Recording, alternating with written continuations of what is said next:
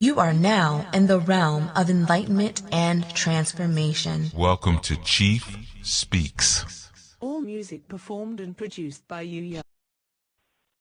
Enlightenment comes from allowing yourself to journey through the dark shadow of death, the primordial abyss of wisdom's waters. For it is the treasures and mysteries that lie waiting in the dark that transform us and propel us to a new enlightened state. One should never aspire to live in the light nor the dark, but should journey between the two in order to evolve the overall reality into a self-actualized creation. Knowledge is your light, as wisdom is your darkness. The bold interplay of the two in your life leads you to an enlightened understanding of yourself and the universe you've created. Male is your enlightenment, female is your transformation, child is your evolution. Woman, accept the light into your darkness, so it may enlighten you.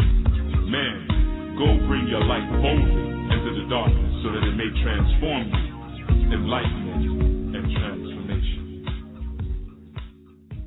I love you so much because you just don't know what you've just done for me. Thank you so much. Wow. Okay. This is like the best call I've had in ages on BTR. So this show was meant for me to be able to hear today, and I'm so thankful. That's his home. Therefore, now a new pathway has now been cut in order to get to the Almighty, where there may not have been one. So the communication with them, if they have enough power and strength to talk to us, the communication will be very clear. That's one of the reasons I don't get into the current events thing too much, because it starts to become a perpetual alarm clock that we just keep hitting snooze on. I speak to the ascended masters, quote unquote. I talk about spiritual stuff, but I also speak about some very practical, we can do today things. Be as natural as you can be with your spiritual. You can't always go by your feelings, because your feelings are corrupted. Your feelings are just as corrupted as everything else, your chakras and everything else. You got to know what's beyond you, and that's why we have elders. We can't do everything. You can't get everything out of books or weekend certification. You can have the most powerful, ancient, oldest, most, as far as you know, truthful tradition in your hands, and if you still have a dirty spirit, you're not going to get anything out of it. You're not going to learn anything. You're not actually going to grow. I try to teach in a way where I make myself obsolete. That's always been my goal, to make myself obsolete. I really wanted to, kind of big you up. I think you're awesome. There's a lot of elders out here right now that want to know what's going on. They're not getting on Twitter and stuff like that, but they want to be up on the new stuff. Sit down and have some conversations with them. It's not always about hearing their story. It's also about being news reporters for them and letting them know, like, yeah, this is what's happening right now. They may tell you something about what happened in Charleston that you couldn't even. Your spirituality has to create sane spiritual family. Okay, and that family exists first inside of you. You have to express the different expressions of that rainbow coalition of spirits inside of you first. Okay, don't let communities hijack that rainbow. See, the problem is when we come into the conscious community, the dudes are doing the same thing that the women are doing. I just want to say that I really enjoy your show every Sunday, and my friend and I call it going to church. When we call him, we'll be like, you going to church? And I'm like, where have y'all been at? God cannot go against its own truth. So anytime you have an inkling that God is going against its own truth, then God is no longer behaving as God. So therefore, the spiritual community doesn't recognize God. You dig where I'm coming from? Or can we have a new thought? Can we step outside of the books for a second and have a new conversation about hair weaves and wigs? Can we have a new conversation about homosexuality? Can we have a new conversation about vegan eating? We doing all right. It's a good day for exorcism. 347-945-7680. Call in and let's build. Peace, greetings. Welcome everyone to Enlightenment and Transformation, and more specifically, Chief Speaks on Enlightenment and Transformation, sometimes High Frequency, and many other channels. I want to just welcome you all to this moment and to this experience that we call Chief Speaks. And I want to thank all of you for tuning in, even those of you who are coming in late from the archives and new time listeners, because it seems like we're getting new listeners and watchers every strong. So, give thanks for that. absolutely give thanks. Well, we're in the month of May. And the theme for this month that we're going to be dealing with is how to live an I New Life. Now, some of you may have seen on the I New Life Global Ministries website, you may have seen previously was how to live an African life. But then I thought about it and I said, you know what?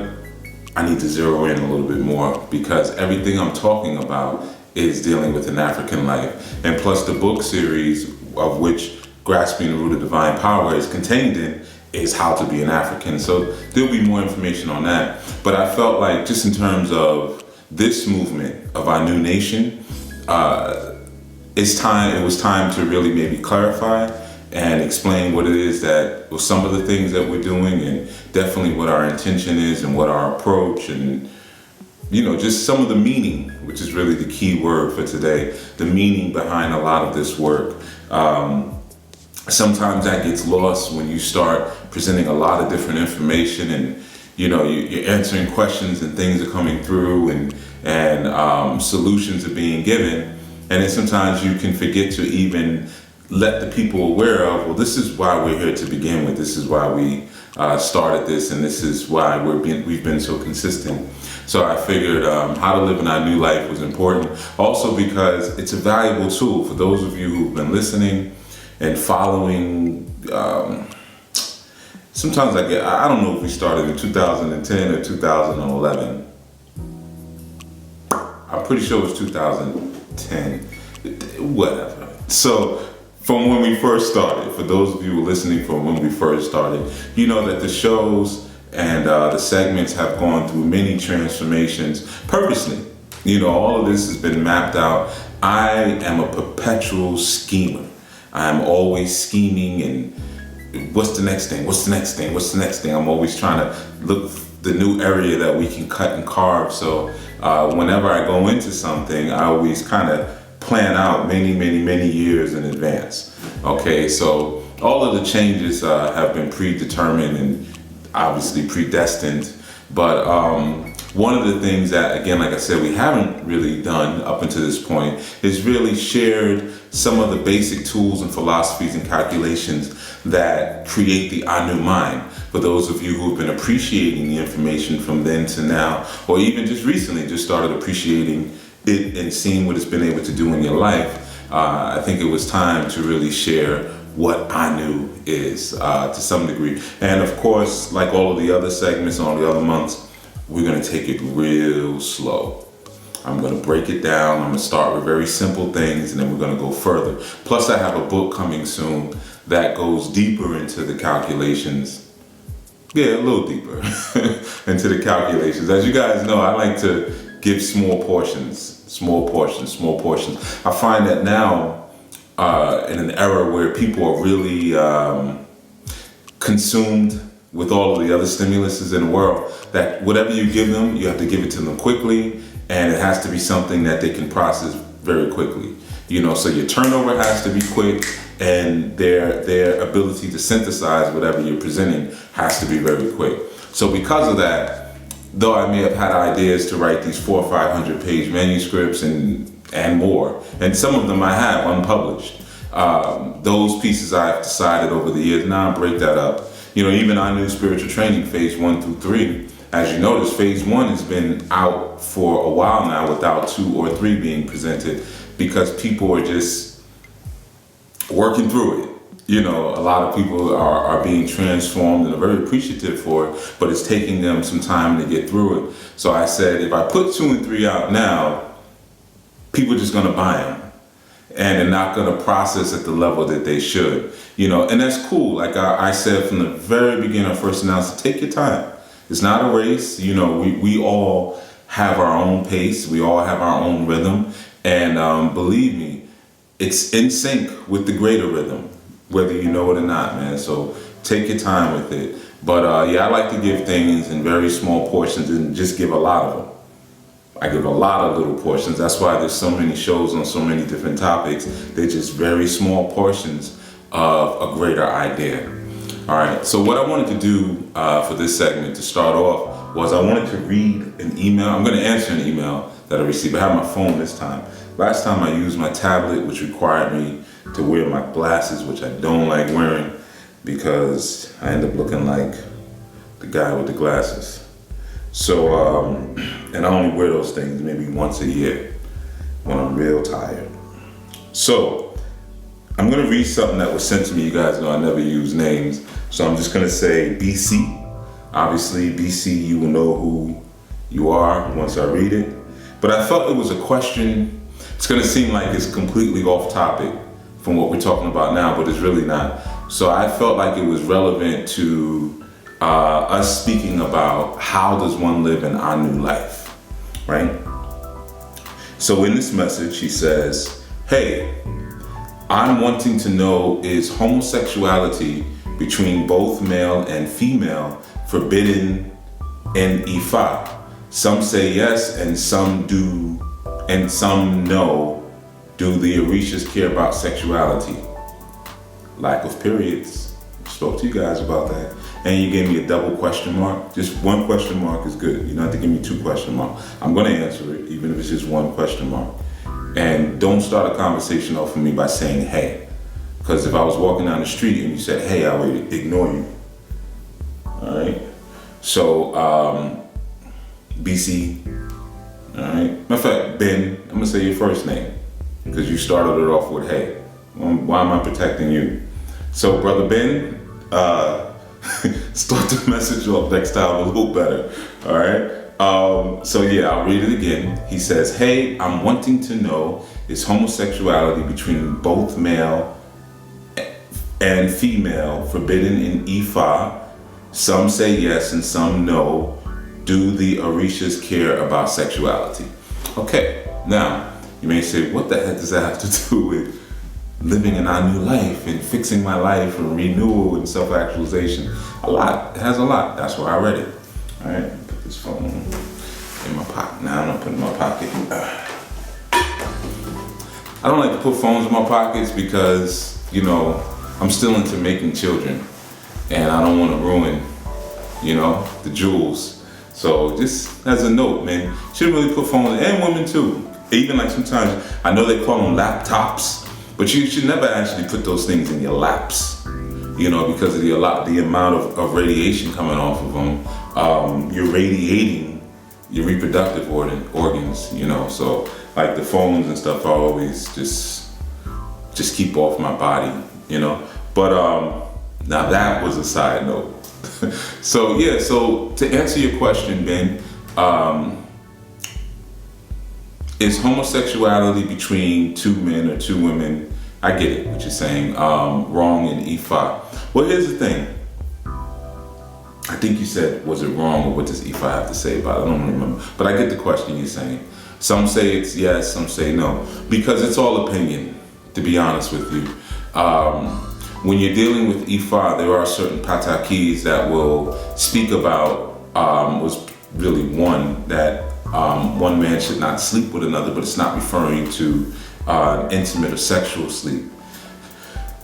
Now here's the deeper thing, and we've done a show on homosexuality in the African spiritual community. I didn't enjoy the show. Afterwards, it was a whole big stupid thing that happened with, you know, people not listening. They were listening emotionally, and because I said I don't advocate it and I'm against it, people, they couldn't take that.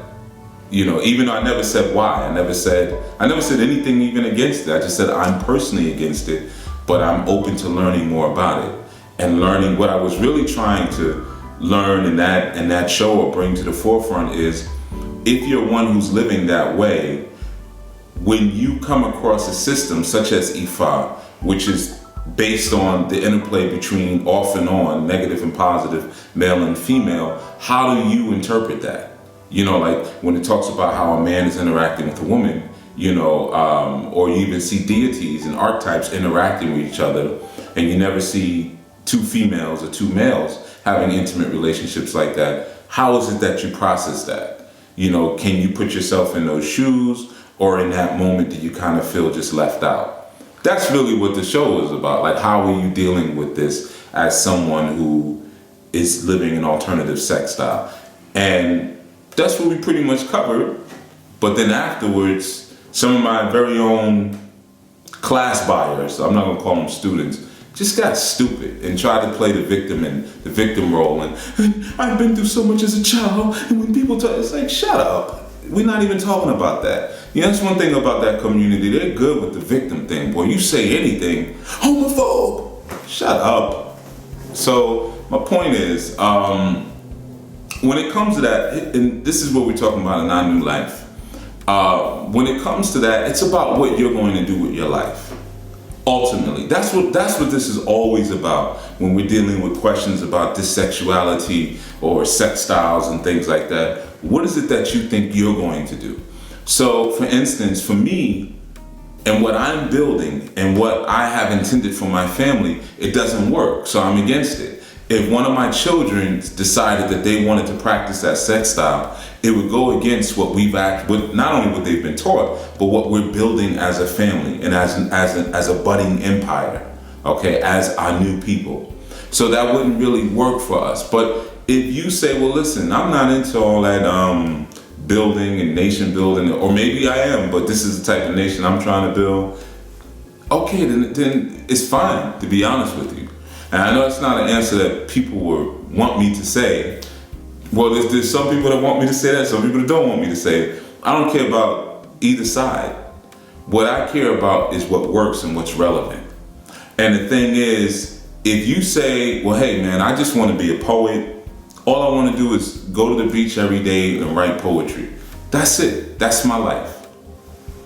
Then your sex style doesn't matter that much. It really doesn't. But if you say, listen, I want to interact with universal principles, and I want to build large families and build a large nation, then your sex style is going to come into question. Because universal principles are all built on, at least the universe that we can perceive in our current form is built on duality and different stages of duality. We spoke about that in one of the previous shows. And if you say, okay, I want to build a nation built on large families, well, a family is a man, woman, and child. So now, we got to get into some more complex questions. So for me, and what I'm doing, that wouldn't work. So the same thing with you, Ben, you got to look at what is it that I'm trying to do. As far as people say a lot of times, like you said, do the Orisha care about homosexuality? The Orisha don't care about anything. The Orisha don't have endocrine systems. The Orisha are not humanized.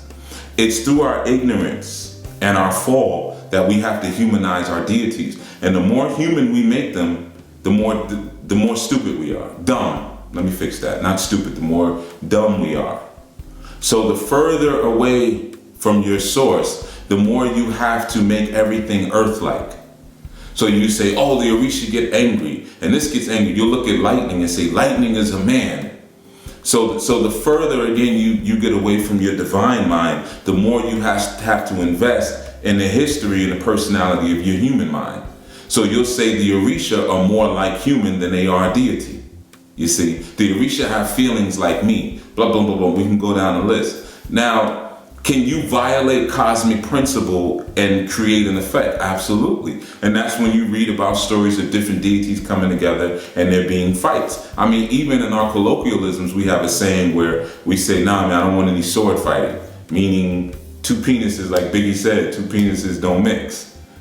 So that's one way to put it. But some might say, two penises are better than one, or whatever, I don't know, So it really depends on what it is that you're trying to do in your life. And I have to tell you, unless, I don't know if you are someone who's living that sex style, but if you're not someone who's living that sex style, don't worry about it. The thing is this, is there a dissexual agenda that's alive and active in Western society, and even Eastern society? Because when you go back home, it's over there too. It's coming, man, OBZ. So is it over? Is it over here? Is it live? Is it active? Absolutely. But it only affects those who have no nation. So for instance, all of your black nation building and all of your rallies and your bake sales and your drum classes, that's not affecting communities that actually are structured and have their stuff together. They're not even paying any attention to you.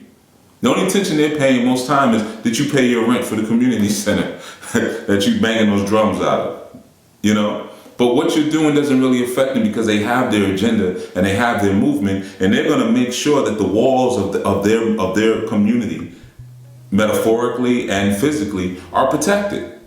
So you can have all the agendas you want. You're not coming in here. So it's the same thing when we deal with that from that side. You know, if we focused a little bit more on the type of communities that we want to build with the type of people who think like us, I promise you, we wouldn't be as concerned about what other people are doing. And in terms of the Orisha are alive and active inside of our bodies. So then that would lead one to believe, or at least to think and to calculate, that if I was living a way that was against cosmic principle, or living a way that was against what the cosmic principles cared about, or the cosmic keys, or the cosmic archetypes even cared about, then my body would actually shut down. I know what you're gonna say, but yeah, those lifestyles do lead to disease, and eventually they do shut down.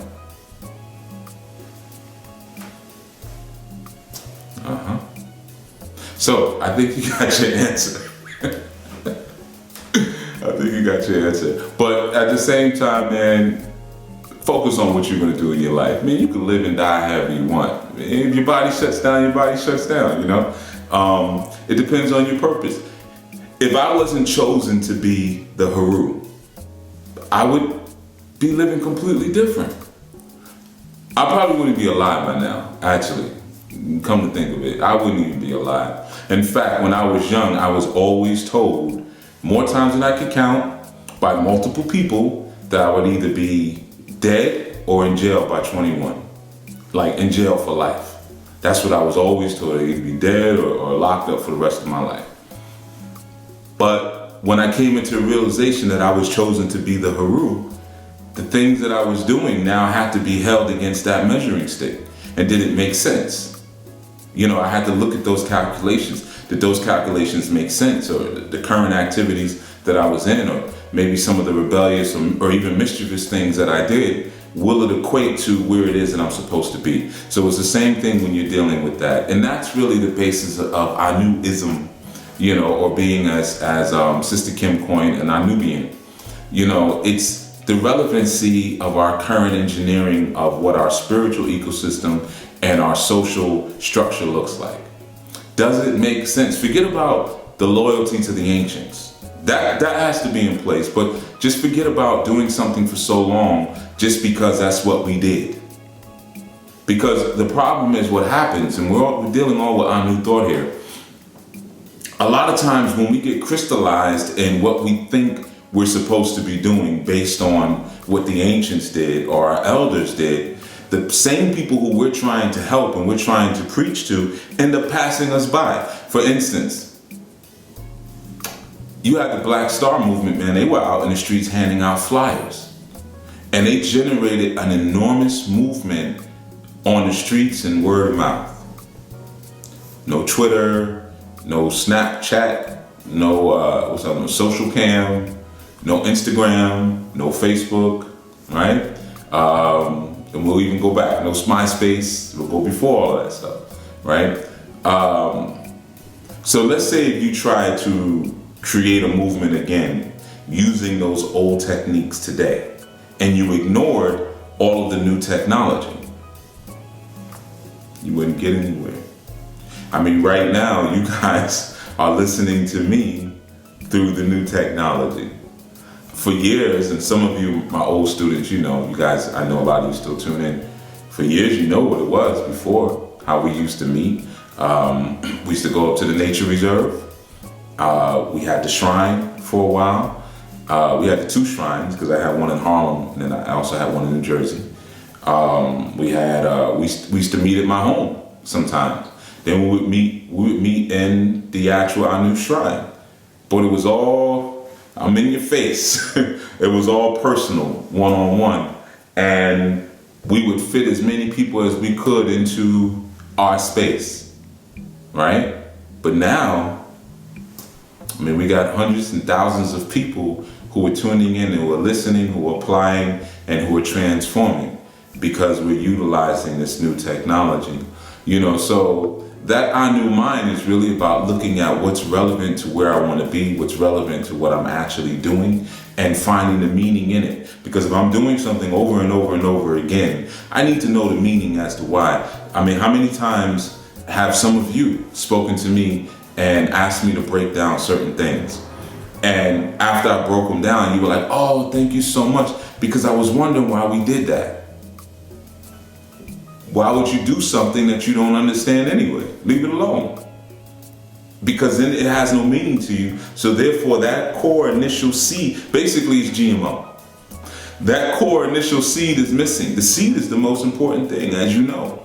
You eating a watermelon or you're eating an apple. I eat an apple or pear, I eat everything. Skin, I eat the stem, I eat everything. Because everything was put there as a holistic package to make it a healthy thing. If I take one of those things out, it may end up being toxic. You see? So it's the same thing with your spiritual activities. When you take out the seed of meaning that initiates it, you might be doing something that's bad for you. You might have turned something that was beautiful now into something toxic because the original core and seed of intention is no longer present. Bad news bears. You don't want to do that, okay? So really what I knew is not a religion. I've said it so many times. It's a system, but it's a way of being, okay? Because if you come through the door and you say, well, listen, I just really like talking to the trees, or I like making teas and smelling the teas, and then the teas take my mind somewhere.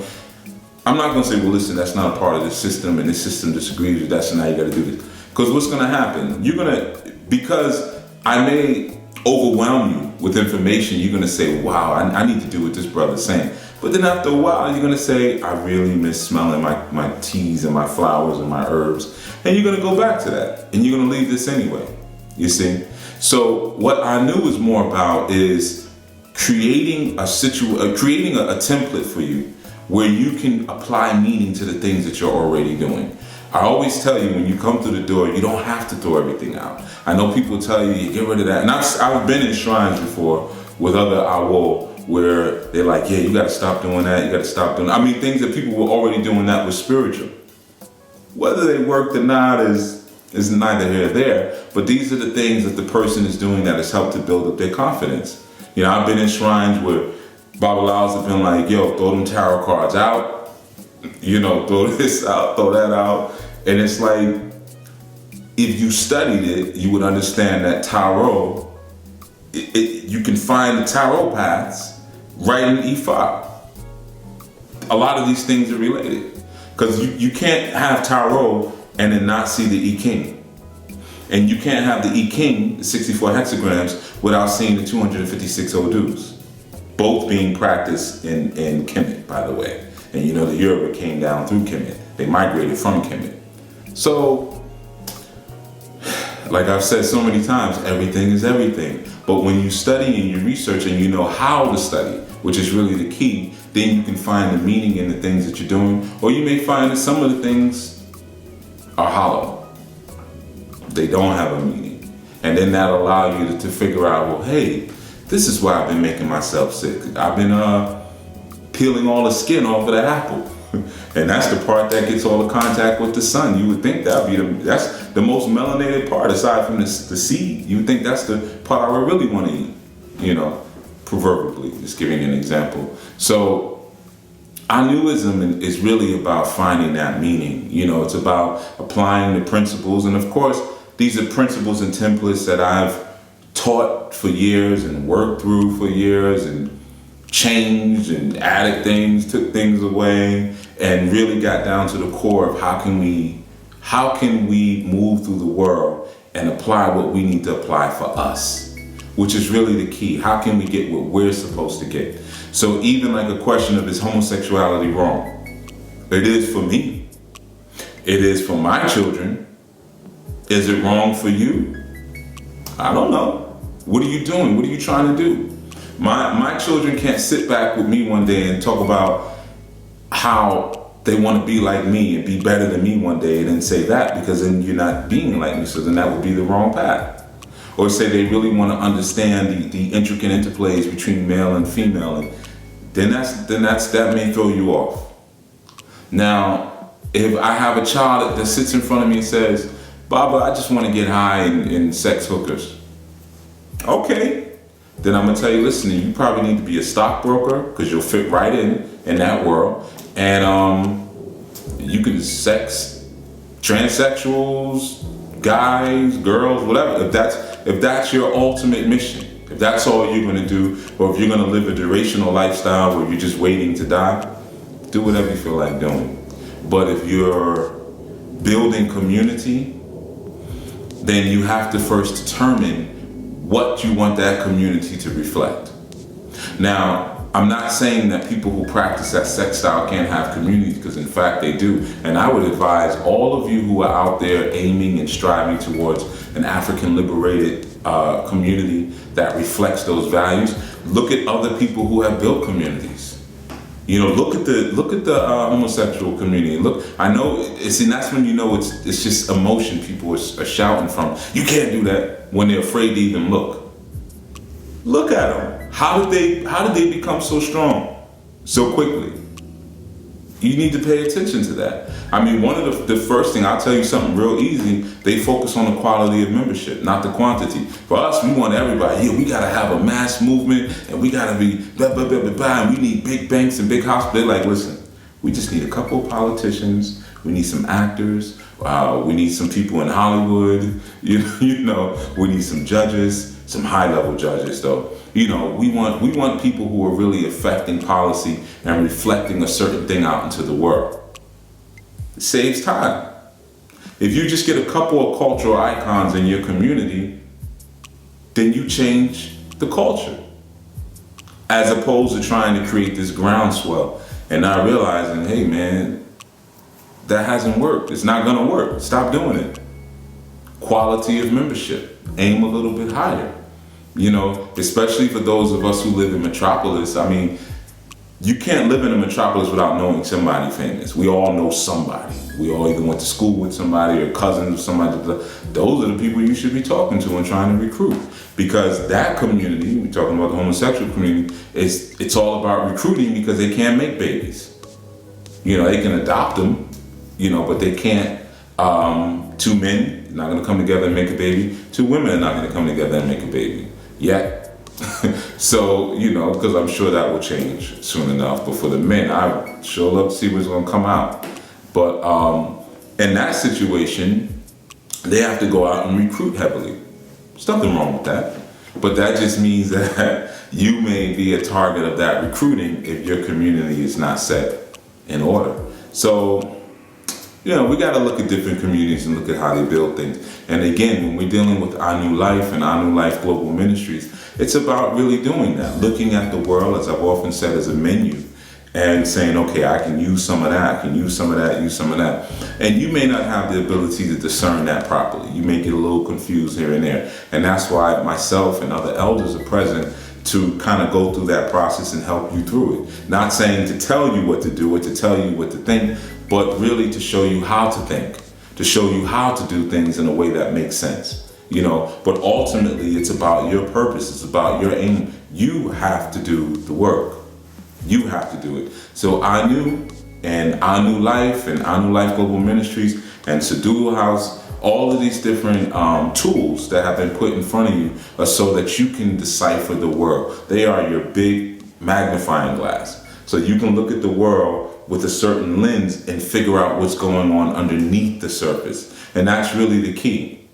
So when you see someone playing with crystals, or you see someone working with oils or working with herbs or doing alchemy, you can, as opposed to just minimalize it, oh, that's just this, that's just that. You can really look underneath it and see the different tones and vibrations and the seeds of what they are, which allows you to do something really cool. It allows you to jump into almost any community that you want to and party with each community. That's the cool thing. You know, one of the reasons why, one of the secrets, I know as much as I do, people always ask, how you learn so much? Dad, like how do you? Because I soak up a lot of different things from a lot of different people, from a lot of different communities. And I've spoken to you even before, like if you're a writer, you're an artist, and you're feeling some type of block, you need to get around people who think totally different. What I usually do when I'm in that place, I'll go find me some ancient scripture. You know, I'll find something from Iraq. You know, I'll find something from some obscure place where I haven't studied. And I'll find some of their old texts and just start reading them, seeing how they perceive things, how they interpreted wind, how they interpreted breath, how they interpreted the light, and how they interpreted water. And all of a sudden you're gonna find some interesting. Blockage is clear, and now you have new associative thoughts to kind of play with. And that's really the key. That's what allows you to have that flow. You know who was a master at that? One of the masters at it, the comedian Robin Williams. That's, if you ever saw, he was always turned up, and he could just go and go and go and go and go and go and go and go, because he used to use a lot of associative theory. He would just pull different things. He would say one thing, then he would go. That's why he was always doing all those different impersonations. He would do this, and then one would make him think about another culture, and then he would start talking like this, then he would start talking, he would sound like a Russian, then he would sound like a Scottish person, then he would sound like a black woman, then he would just keep going. See, that's the flow, you see? And when you're dealing with this kind of thought, you don't want the flow to pass you by, you want to be in it. So when you crystallize yourself to one way of doing things, and you say, okay, this is how we do things, this is how we think, and the world is evolving around you, you either become a pebble in the stream of life's flow or the world's flow, and you know what Oshun does. This, it's called erosion. She wears you down. The next thing they'll be saying, hey man, remember that movement that was back in the days, and that, oh, they were raw in their time. What happened to them? Oh, they completely gone, totally disbanded. Yeah, because Oshun did away with them because they wouldn't roll and move with the flow. They just became a hardened crustacean.